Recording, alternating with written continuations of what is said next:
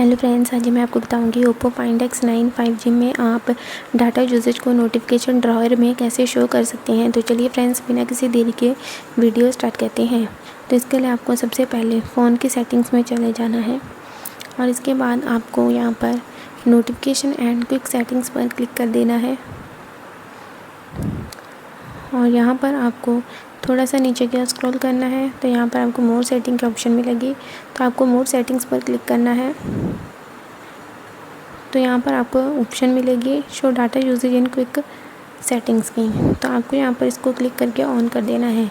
यहाँ पर already on है। जैसे ही आप इसे ऑन करेंगे तो आपका डाटा यूसेज नोटिफिकेशन ड्रॉयर में शो होना स्टार्ट हो जाएगा।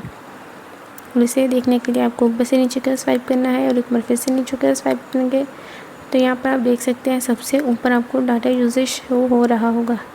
सेटिंग्स आइकन के नीचे यहाँ पर आपको डाटा यूसेज दिखाई देगा। Bye bye friends.